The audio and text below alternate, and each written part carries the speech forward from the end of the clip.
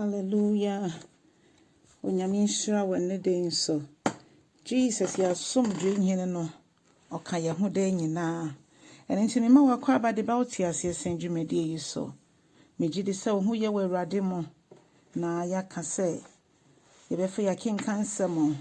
Efi Philip form 89 chichemu ba kokosin wotwe. Ye mompaye. Ye nyankopon ye da wase bebre. Wo de wo so na wo kron. Den nyina wo na mo asem so ne ye kasa.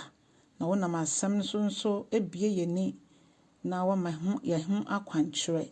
Na wo na asem so ye gina so bompa ya wetie Yesu frenti na ye bompa ye se fa wa kwan na di wo hene e wo Jesus Christ de mu ne bompa ye. Amen. Odofo letter we aye Philip for woman aye enwoma bi a Paul eda prison na ode fiase na otwereye. Nanso Paul enjai se otu afofrofo ocha afofro nkwane sa enwoma ya wo Philip for 89 chichemba akokosin wotwe no Paul she Philip asafo no nkwane na emamienu bi wo mo eframo Eudia ene Syntyche na entokwa kakra esi omontem na so omontem akasakase bi ewo montem na ne nyine mu Paul de fiase na odwene sa maayi ho ebi so mo ye ma bi a omo so nyame adwuma mo kro boa Paul emma no ye na oye nyame adwuma empo mo boa obi e friend Clement ono so na oye nyame adwuma saa nti Paul atwen adwene gina so ka kire Philip asafo mo mpanimfo se monhwe na monsiesie saa maamefo mienu ntem se de be ye omudwumedie a omwedi Awurade no enye kwa adofo no de kire se so bi fa Yesu Kristo se na Awurade ne kra agyenkwa nanso so se ya makwan mobonsam de ntawantawa beto ye ntem a yanhwe ne ya yete akayo no mo na Kristo Yesu aba na afi ye din a ya twere won kwan womenum no na nke kan bi ababata ho a wanhwa na sanke kan no ama ye heaven nso aboyen enu nti sabre ekwaye tu ye hofo se moma ye nsiesie ye ho entem woni obi aya ka Bible me yati ase se ye mbomode ne ye ne ye nuanom momu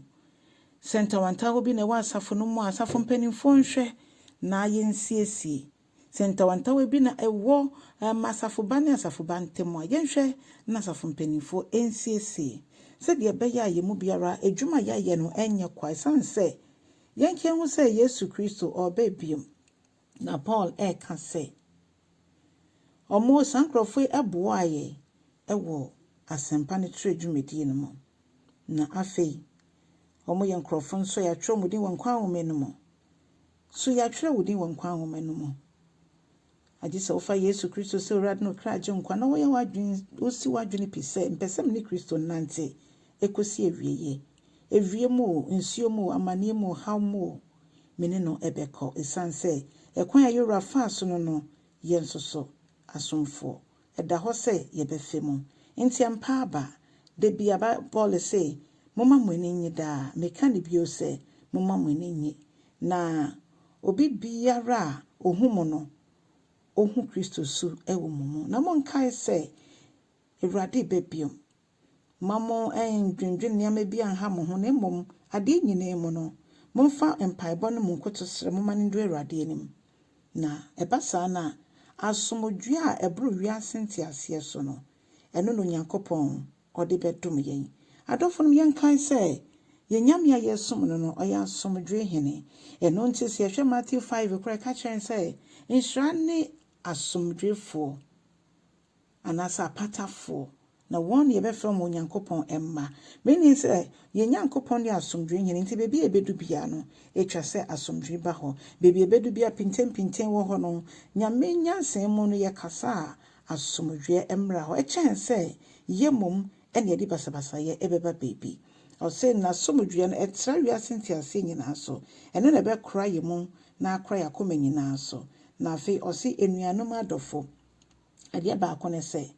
mama madwene ensi nokure no so nia eya ahotie so nia eya ekwanpa no so ene nia ahotie ene nia odowo mu